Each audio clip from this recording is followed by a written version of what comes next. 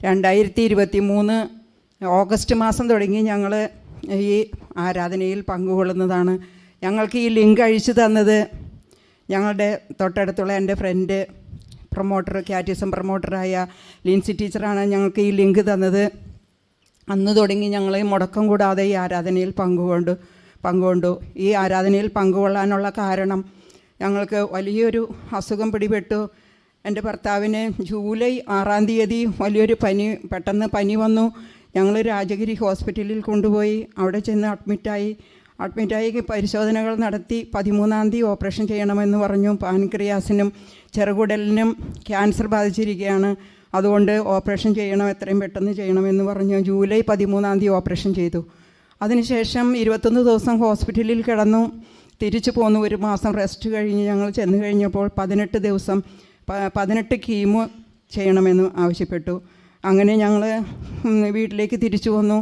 ഞങ്ങൾ ഡേറ്റ് തന്നു കഴിഞ്ഞിട്ട് ആ ഡേറ്റിന് പോകുന്നതിന് മുമ്പ് ഞങ്ങൾ അച്ഛനെ കണ്ട്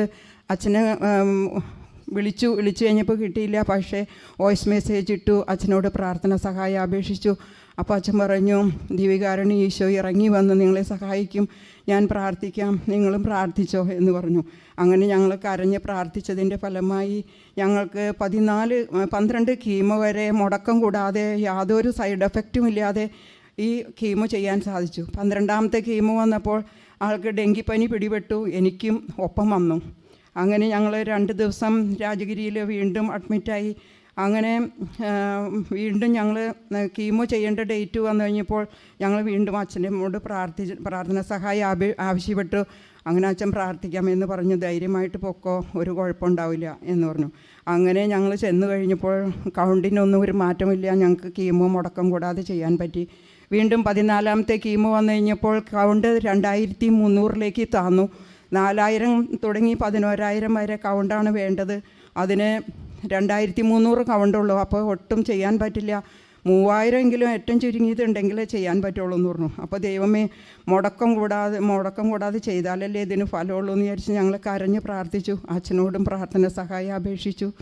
അങ്ങനെ പിറ്റേ ദിവസം അച്ഛൻ പറഞ്ഞു, ധൈര്യമായിട്ട് പോയിക്കൊള്ളുക, ഞാൻ പ്രാർത്ഥിക്കാമെന്ന് പറഞ്ഞു. അങ്ങനെ ഞങ്ങൾ പോകുന്ന വഴിക്ക് ബ്ലഡ് ടെസ്റ്റ് ചെയ്യാൻ കൊടുത്തിട്ടാണ് പോയത്.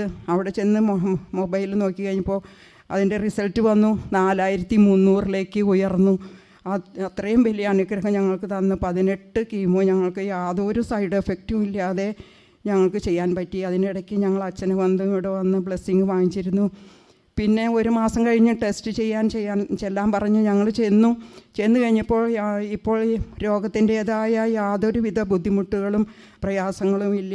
ആൾ നന്നായിട്ട് ഭക്ഷണം കഴിക്കുകയും എല്ലാ കാര്യങ്ങളും ആക്റ്റീവായിട്ട് ചെയ്ത് വണ്ടിയൊക്കെ ഓടിച്ചു തുടങ്ങി. വലിയ പ്രശ്നങ്ങളൊന്നുമില്ല.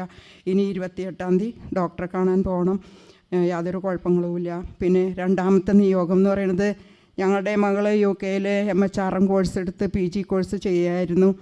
അവൾക്ക് പരീക്ഷയ്ക്ക് നല്ല ബുദ്ധിമുട്ടായിരുന്നു. അപ്പോൾ പ്രാർത്ഥന സഹായം അപേക്ഷിച്ച് ഞങ്ങൾ അച്ഛനെ വിളിച്ചിരുന്നു. ഞങ്ങൾ നിയോഗം വെച്ച് പ്രാർത്ഥിച്ചു. ഇതിൻ്റെ ഫലമായിട്ട് മകൾക്ക് നല്ല മാർക്കോടുകൂടി പാസ്സാകാനായിട്ട് സാധിച്ചു.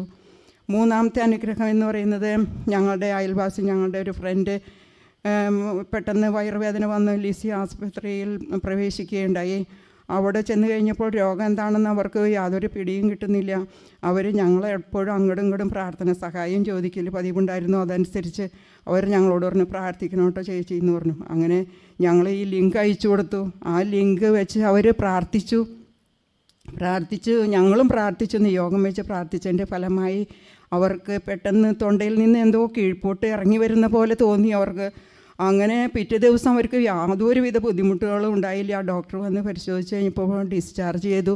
അവർ വീട്ടിലേക്ക് വന്നു. അവർക്ക് വേറെ യാതൊരു ബുദ്ധിമുട്ടുകളും ഉണ്ടായില്ല. ഇത്രയും വലിയ അനുഗ്രഹം തന്ന ദിവ്യകാരുണ്യ ഈശോയ്ക്കും പരിശുദ്ധാമ്മയ്ക്കും 1000 നന്ദി. പ്രത്യേകിച്ച് ഞങ്ങൾക്ക് ആശ്വാസവാക്കുകൾ പറഞ്ഞ് എപ്പോഴും പ്രാർത്ഥിക്കുന്ന കാനാട്ടച്ഛനും ഇവിടുത്തെ ടീം അംഗങ്ങൾക്കും പ്രത്യേകം നന്ദി പറഞ്ഞുകൊണ്ട്, യേശുവേ നന്ദി, യേശുവേ സ്തോത്രം.